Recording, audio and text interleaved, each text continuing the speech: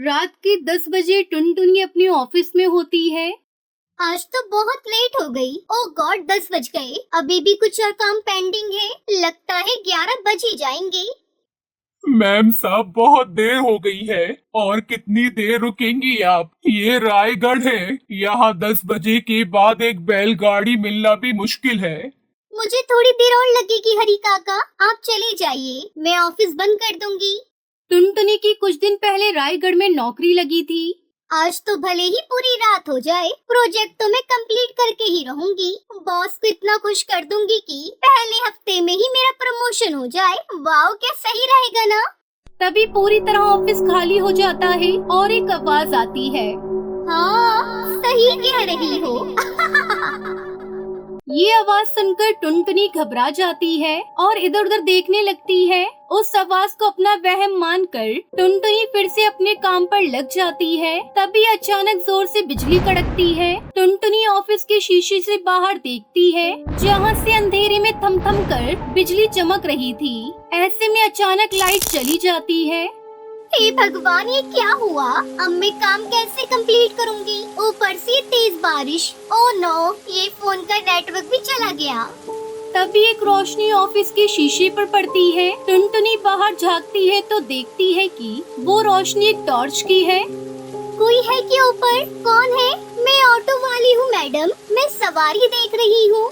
हरी काका तो कह रहे थे कि यहाँ 10 बजे के बाद सवारी नहीं मिलती। यहाँ तो ऑटो वाली खुद लेने आ गई मुझे। टुनटुनी फौरन ऑफिस बंद करके तेज बारिश में ऑटो में बैठ जाती है। दीदी, जीटी रोड लेना। पता है, पता है। कैसे पता है? मैं तो पहली बार आपके ऑटो में बैठ रही हूँ। हमसे कुछ नहीं छुपा है मैडम, कुछ भी नहीं। ये कहकर टूनी ऑटो वाली अजीब तरीके से हंसने लगती है। ऑटो के अंदर की लाल बत्ती, बाहर की तेज बारिश और उस पर ऑटो वाली की बात टुनटुनी के मन को डराती जा रही थी। अचानक ही ऑटो की लाइट ऑन ऑफ होने लगती है। टूनी का चेहरा बदल जाता है और वो अपने असली भूतिया रूप में आ जाती है। कौन हो तुम? मुझे छोड़ दो प्लीज। अरे यही तो काम है मेरा, सबको छोड़ना उनकी मौत की मंजिल तक। अचानक ही आगे की सीट से गायब होकर भूतिया टूनी चिड़िया की आत्मा टुनटुनी के बगल में बैठ जाती है और ऑटो खुद ब खुद चलने लगता है। मुझे जाने दो प्लीज। मुझे अगर कुछ हो गया तो मेरा परिवार बिखर जाएगा। मेरे घर वाले मेरा इंतजार कर रहे हैं। मुझे छोड़ दो। तो मेरे साथ धोखा क्यों किया? मुझे क्यों मारा? जवाब दो। मुझे तुम्हारा ऑफिस मेरे परिवार की लाश पर बना है। मैं टूनी चिड़िया, मेरा भी परिवार था जो पूरी तरह मुझ पर निर्भर था। एक दिन एक ग्राहक कड़कनाथ से मेरे ऑटो पर चढ़ा। वो कुछ अजीब सी बातें कर रहा था फोन पर। कहाँ ले जाऊँ सर आपको? कहीं भी ले जा, पर ये ऑटो रुकना नहीं चाहिए, समझी? इतने पैसे की चोरी की है तूने। अरे अगर तू पकड़ा गया ना तो कहीं का नहीं रहेगा। रास्ता मिल गया मुझे बबली, तू फिक्र मत कर, मैं सब ठीक कर दूंगा। और वो रास्ता मैं थी। कड़कनाथ ने पैसे कहीं और छुपा दिए और खाली बैग मेरी ऑटो में छोड़ गया। रात को फिर उसने एक बड़ी गाड़ी से मेरी ऑटो को टक्कर मारकर ऑटो सहित मुझे नदी में गिरा दिया। और अगले दिन खबर कुछ यूँ छपी कि एक लुटेरी ऑटो चिड़िया को मिल गई। उसके पापों की सजा, मेरे बिना भूख प्यास से मेरे बच्चे मर गए। तब से रोज मैं सवारी ढूंढने निकलती हूँ और उन्हें मौत की घाट उतारती हूँ। तो तुमने आज तक कड़कनाथ सेठ को क्यों नहीं पकड़ा? मैं 10 बजे के बाद ही सवारी लेने निकलती हूँ और ये कड़कनाथ सेठ अच्छे से जानता है, इसलिए वो अब तक बचा हुआ है। लेकिन वो ना सही तो उसके ऑफिस के पक्षी ही सही। देखो, मैं तुम्हारी मदद करना चाहती हूँ। मैं कड़कनाथ सेठ का पर्दाफाश करूँगी और तुम्हें दिलवाऊंगी तुम्हारा हक। तुम्हारे नाम के आगे से चोर शब्द हटाऊंगी। तुम बुरी नहीं हो, बस सताई हुई हो। ये कहकर अगली सुबह टुनटुनी ऑफिस पहुंचती है। उसे देखकर कड़कनाथ सेठ चौंक जाता है। ये जिंदा कैसे रह गई? लगता है भूतिया टूनी चिड़िया की आत्मा अपनी गरीबी से चल बसी। टुनटुनी कड़कनाथ सेठ की करतूतों का प्रूफ ढूंढने में लग जाती है और एक दिन उसे कड़कनाथ सेठ के घर के पेपर के साथ साथ चोरी किए सारे पैसों का हिसाब भी मिल जाता है। मिली गए इस पापी की कर्मों का सबूत। अब इसी सजा मिलने से कोई नहीं बचा सकता। टुनटुनी उड़ती हुई पुलिस स्टेशन जाती है और सबूत पुलिस को दे देती है। पुलिस कड़कनाथ सेठ को गिरफ्तार कर लेती है और भूतिया टूनी चिड़िया की आत्मा के सर लगा चोरी का इल्जाम वो भी हट जाता है। टुनटुनी टूनी के घर की जमीन पर स्कूल खुलवा देती है। तुम्हारा बहुत बहुत शुक्रिया टुनटुनी। अब मैं इस दुनिया से खुशी खुशी विदा ले सकूंगी। फिर भूतिया टूनी चिड़िया की आत्मा और उसके भूतिया ऑटो को शांति मिल जाती है।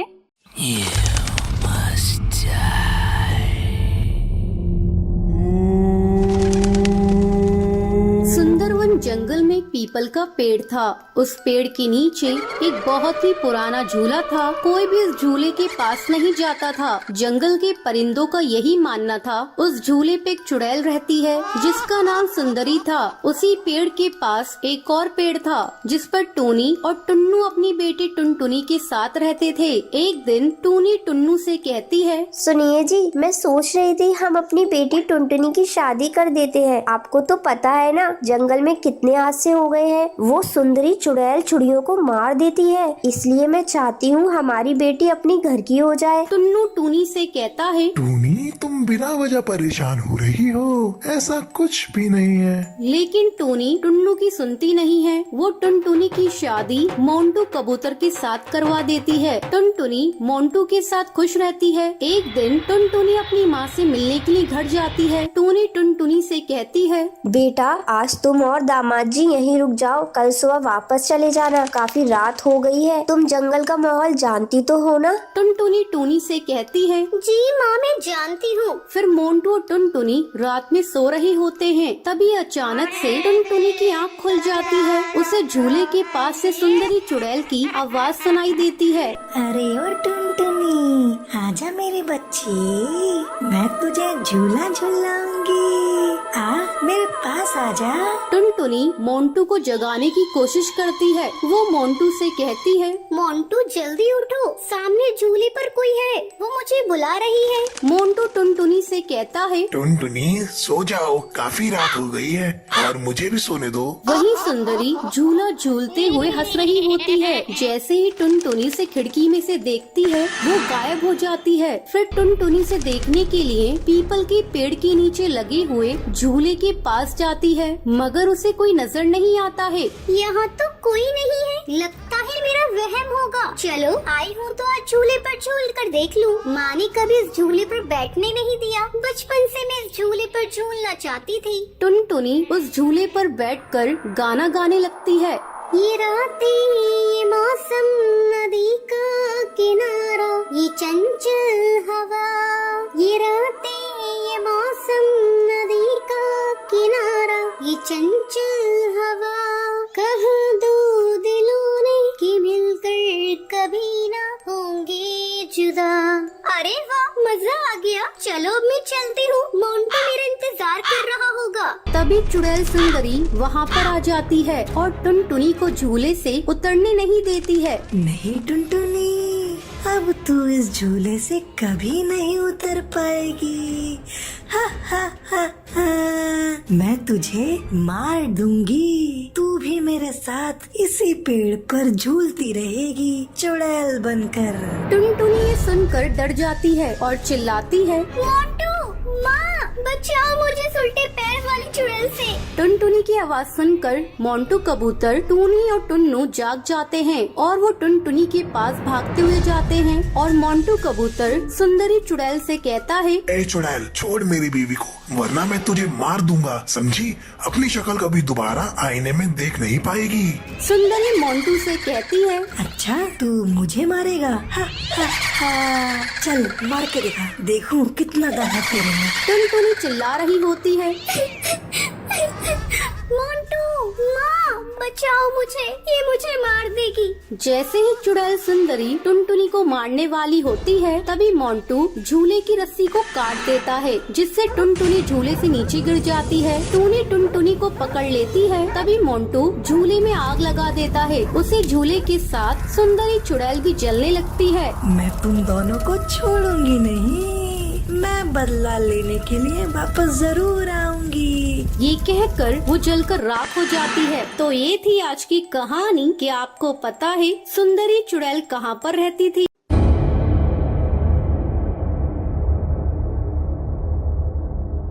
कालू एक अमावस्या की रात अपने घर छुट्टी मनाने के बाद वो अपने गांव से अपने हॉस्टल वापस जा रहा था।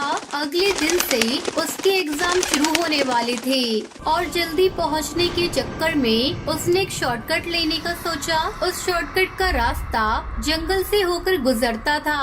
कई पक्षियों को कहना था कि जंगल के उस रास्ते पर कई सारी भूत या चिड़िया की आत्मा देखी गई है, लेकिन कालू को भूतों पर यकीन नहीं था और वो उसी रास्ते पर आगे चलता गया। कालू आगे जा ही रहा था कि उसने अपने पीछे से एक बस आती दिखाई दी। मेन रोड तक पहुंचने के लिए कालू को बस या गाड़ी की जरूरत थी, इसलिए उसने उस बस को हाथ दिखाया और वो बस उसके पास आकर रुक गई। बस में चढ़ने के बाद कालू ने देखा कि बस में बैठे सभी पक्षी उसे देख रहे हैं। उसने बस के आखिर में एक सीट खाली देखी और वहाँ जाकर बैठ गया। पीछे बैठने के बाद जब उसने आगे देखा तो सारे पैसेंजर उसे ही घूरे जा रहे थे। बस में अगली वाली सीट पर बस की कंडक्टर बैठी हुई थी। कालू ने उससे कहा, अरे कंडक्टर साहिबा, जरा एक टिकट दीजिएगा। तो उस चिड़िया ने बड़े ही अजीब तरीके से कालू को अपने पास बुलाया। ए कौवे, टिकट चाहिए ना? इधर आ, जल्दी आ। कालू को वो कंडक्टर बहुत ही डरावनी नजरों से देख रही थी। कालू ने अपने साथ बैठे पक्षी से कहा, बड़ी अजीब चिड़िया है, ऐसे देख रही है जैसे खा जाएगी। कालू के कहते ही उसके साथ बैठा पक्षी भी उसे वैसी नजरों से घूरने लगा। फिर कालू ने उससे पूछा, भाई साहब बताना, ये बस कहाँ तक जाएगी? तो उसके साथ बैठे पक्षी ने कहा, ये बस चलती रहती है, कभी अपनी मंजिल तक पहुंचती नहीं है।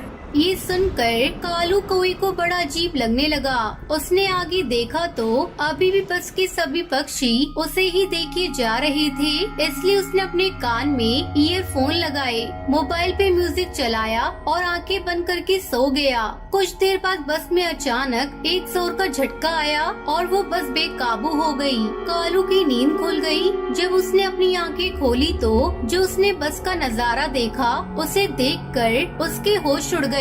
सामने कंडक्टर चिड़िया अपने असली रूप में खड़ी थी। वो कोई और नहीं बल्कि भूतिया टूनी चिड़िया की आत्मा थी। बस में बैठा हर पक्षी बहुत अजीब लग रहा था, जैसे वो सब जिंदा मुर्दे हो गए हों। कालू ये सब देखकर बहुत डर गया था और वो बस से निकलने के लिए अपने सीट पर खड़ा हुआ था। तभी भूतिया टूनी चिड़िया की आत्मा उसके पास आई। अब तुम्हें कौन बचाएगा कालू कौवे? हम सब तुझे मार डालेंगे और तू भी हम सब की तरह भूतिया चिड़िया की आत्मा बन जाओगी और इस बस के ना खत्म होने वाले सफर पर हमारा साथ दोगे। ये सुनकर कालू बुरी तरह कांपने लगा। वो अपनी जगह से हिल भी नहीं पा रहा था। भूतिया कंडक्टर चिड़िया उसके पास आई और कालू का गला पकड़ लिया और उसे हवा में उठाकर जोर से पटक दिया। उसके सर में बहुत गहरी चोट आई, जिसकी वजह से वो बेहोश हो गया। जब उसकी आंख खुली तो वो अपने घर में था। उसका पिता उसके पास ही बैठा था। कालू को होश में आता देख कड़कनाथ सेठ बोला, सुनो कालू की माँ, कालू को होश आ गया है, जल्दी आओ। तभी कालू अपने पिता से पूछने लगा, वो बस वो चली गया, वो चली गई क्या? वो बस चली गई क्या? कौन सी बस? तेरा रोड एक्सीडेंट हुआ था। वो तो शुक्र है कि एक जानने वाले पक्षी ने तुझे देख लिया और हमें फोन कर दिया, वरना पता नहीं क्या होता। पूरे 4 दिन बाद होश आया है तुझे। ये सब सुनकर कालू को बहुत अजीब लगा। उस दिन के बाद से कई अमावस्या की रात ऐसी गुजरी जहाँ कालू की जंगल के रास्ते पर एक बस जा रही थी, जिसमें वही पक्षी बैठे दिखते हैं जो उसे दूर से ही घूरते रहते हैं। सिर्फ कालू ही जानता था कि उस दिन उसके साथ कोई रोड एक्सीडेंट नहीं, बल्कि उसका सामना एक भूतिया चिड़िया की आत्मा की बस से हुआ था।